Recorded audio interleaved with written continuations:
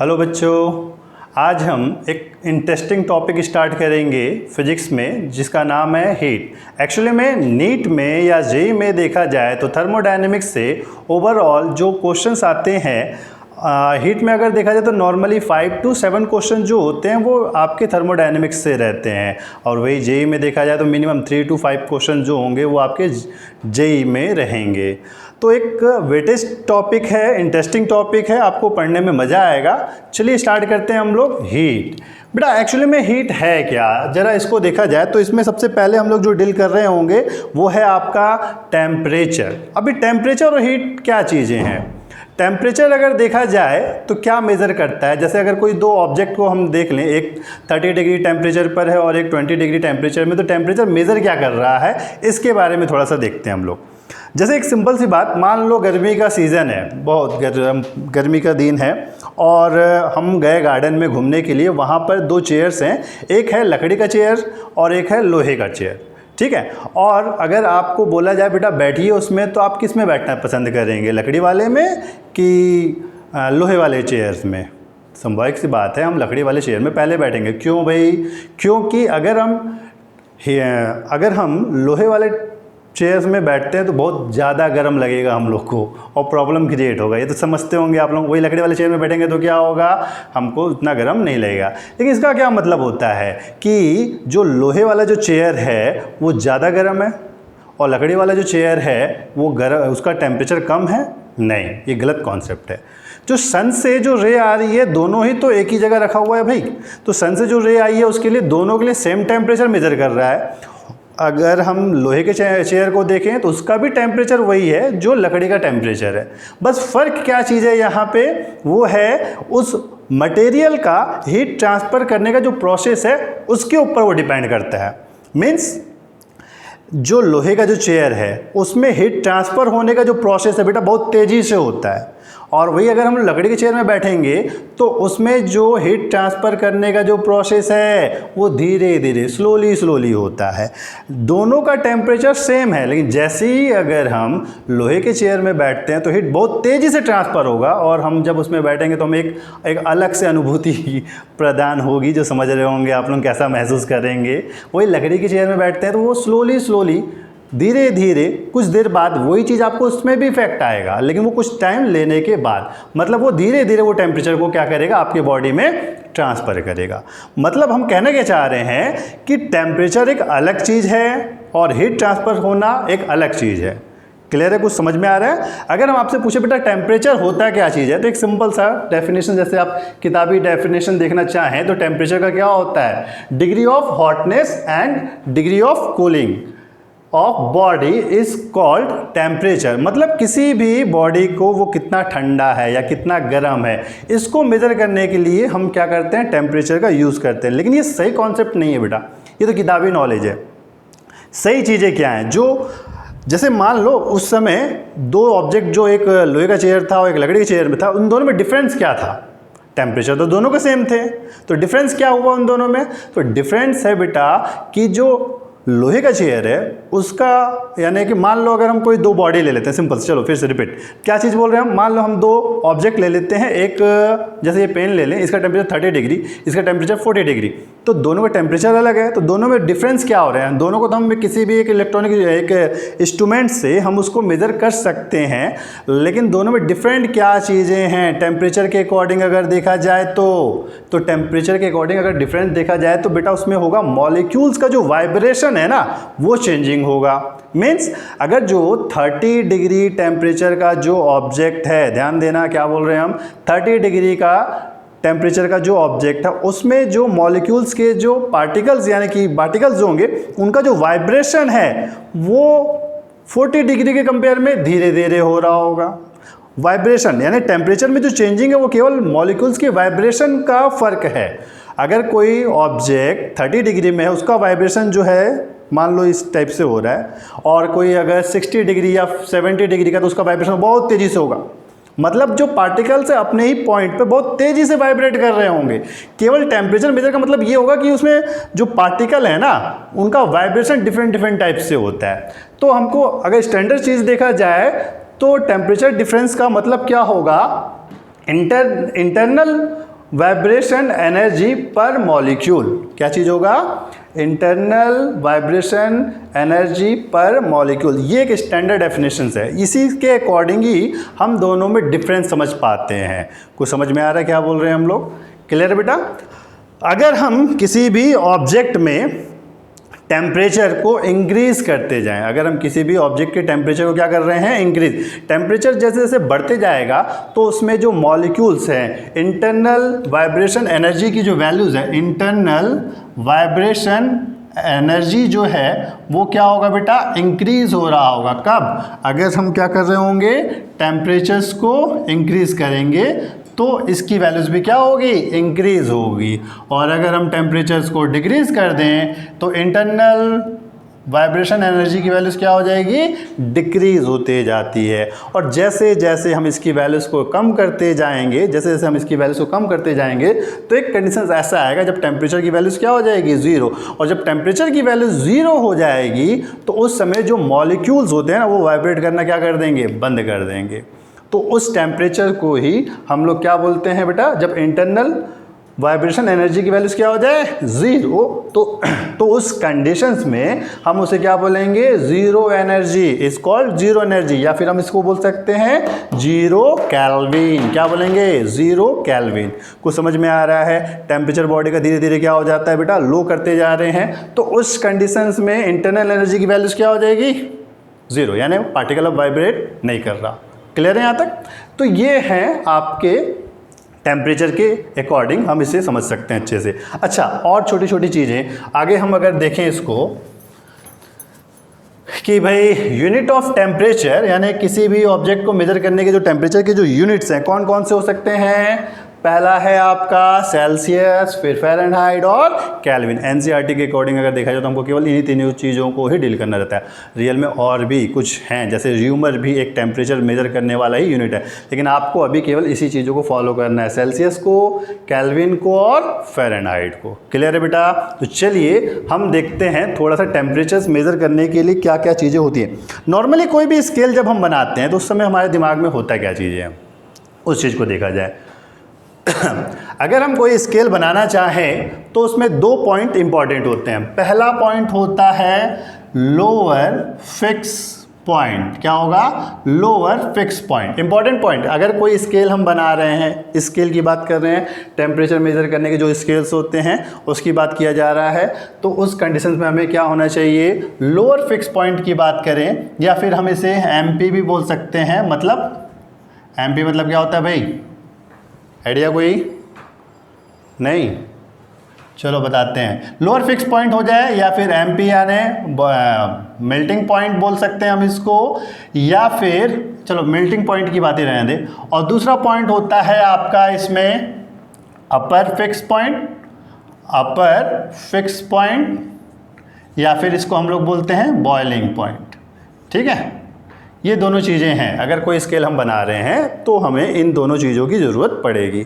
अब normally scale बनता कैसे है अगर हम उसकी बात करें बेटा, तो जैसे देख लीजिए, मान लेते हैं हम एक स्केल बनाते हैं जिसमें हम दो पॉइंट को शो कर रहे होंगे। एक होगा आपका अपर फिक्स पॉइंट और एक होगा आपका लोअर फिक्स पॉइंट। हमारे पास तीन स्केल्स हैं, हम एक जनरल स्केल भी बना लेते हैं। मान लेते हैं कोई एक स्केल है जिसको हम एक्स से डिनोट कर रहे हैं। किससे डिनोट कर रहे हैं, एक्स से, यानी ये एक एक्स स्केल है। ये आपका सेल्सियस स्केल एज्यूम कर लेते हैं, इसको हम लोग फ़ारेनहाइट स्केल एज्यूम कर लेते हैं, और ये क्या चीज़ है बेटा आपका केल्विन स्केल। यहाँ वाले पॉइंट को हम लोग, ये आपका क्या होगा, लोअर फिक्स पॉइंट। क्या होगा बेटा, ये लोअर फिक्स पॉइंट, और ये क्या आएगा आपका अपर फिक्स पॉइंट।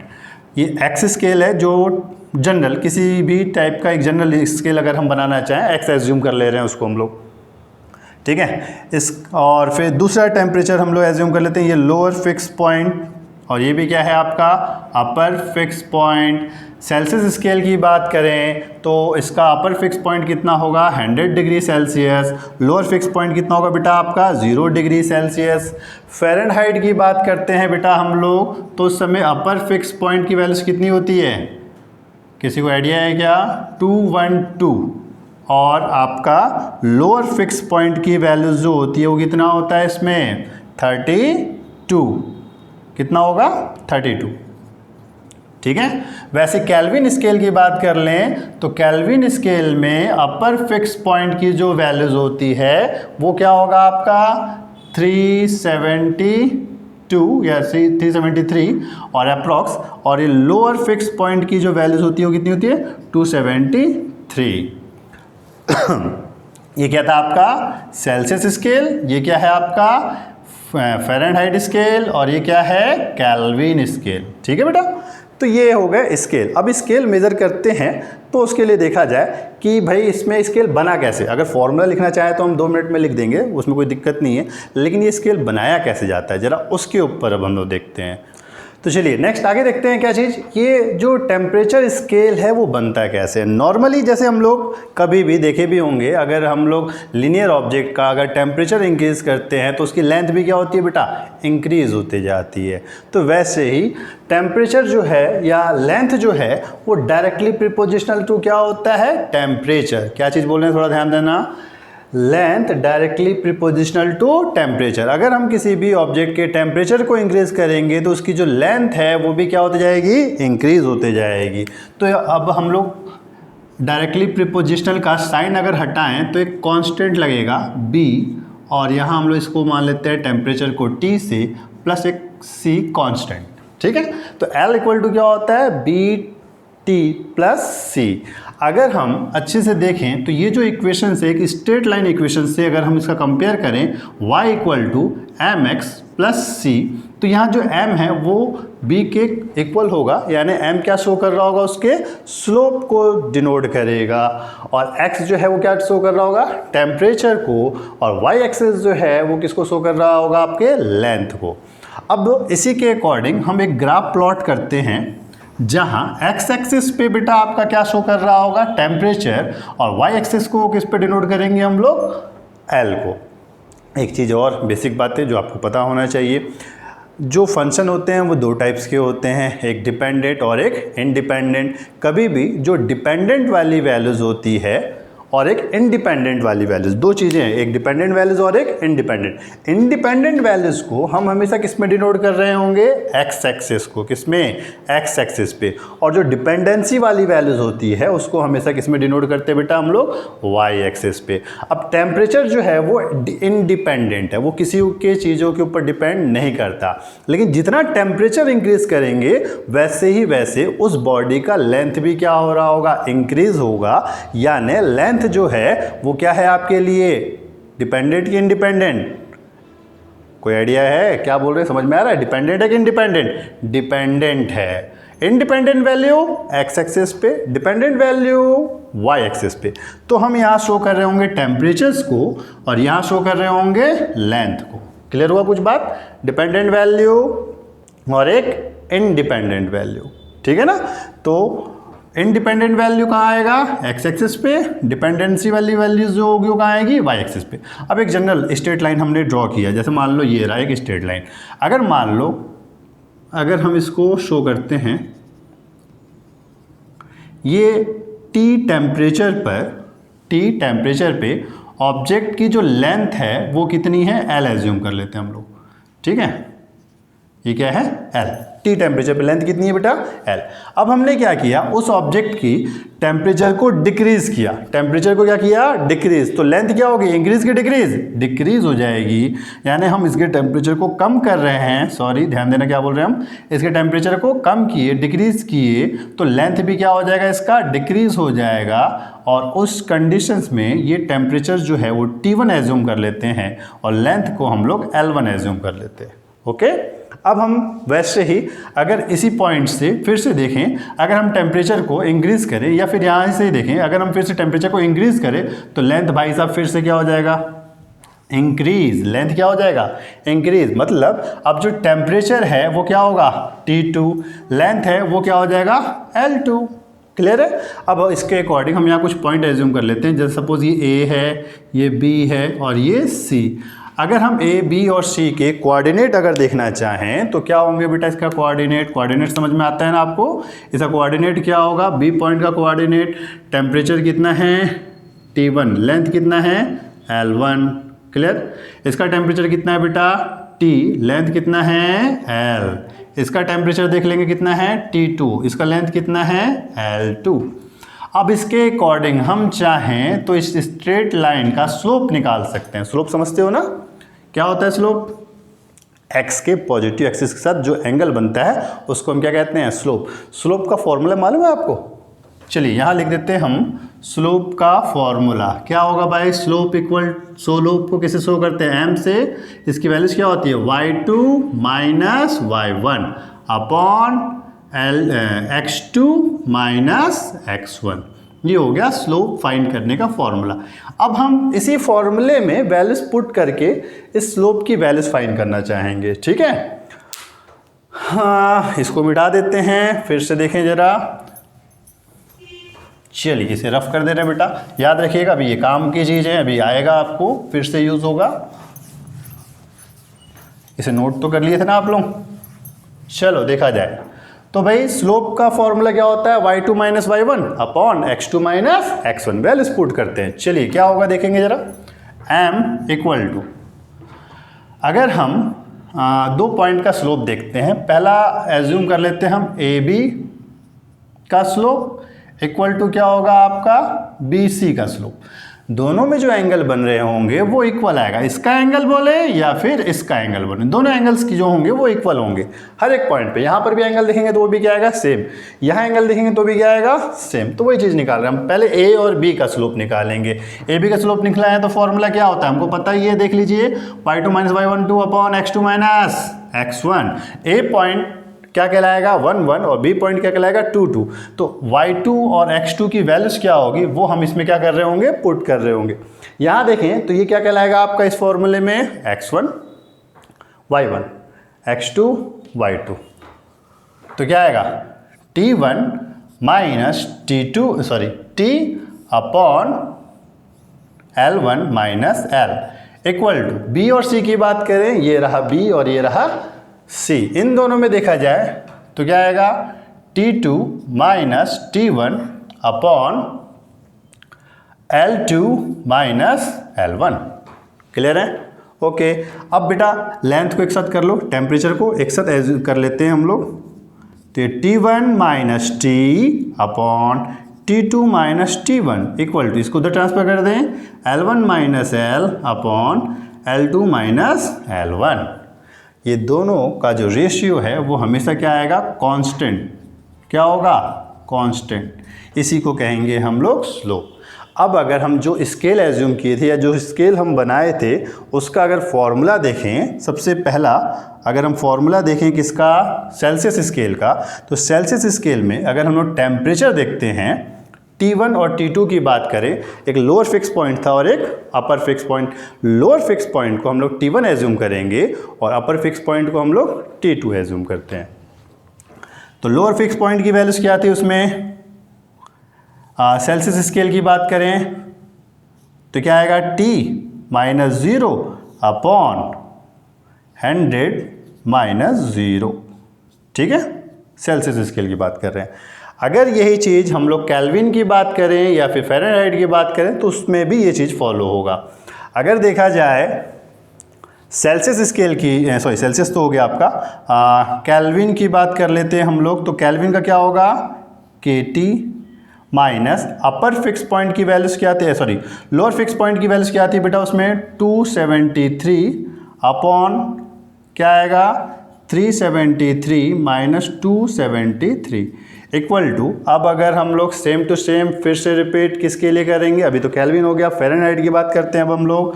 तो T फ़ारेनहाइट को F से शो कर लेते हैं, माइनस कितना था? 32 अपॉन कितना आएगा बेटा नीचे? 212 माइनस 32। तो ये रहा। जैसे ये देखो, ये लोअर, ये क्या शो करता है आपका? टेम्परेचर स्केल है। ये क्या होगा आपका? अपर, और ये क्या होगा? लोअर। ये अपर, ये लोअर, ये अपर, ये लोअर, ये अपर, ये लोअर, वही चीज़ है। अब इसको थोड़ा और सॉल्व कर लें तो क्या आएगा? TC upon 100 equal to TK minus 273 upon, इसको सॉल्व करेंगे तो ये भी कितना आएगा बेटा? 100 equal to TF minus 32 upon इसको सॉल्व करेंगे तो कितना आएगा 180। तो ये आपका क्या बन गया, स्केल का एक फॉर्मूला। अब इस फॉर्मूले के अकॉर्डिंग आप किसी भी स्केल को एक फॉर्म से दूसरे फॉर्म में क्या कर सकते हैं, कन्वर्ट कर सकते हैं। ठीक है, तो अब हम लोग इसके कुछ न्यूमेरिकल्स देखेंगे। क्लियर है।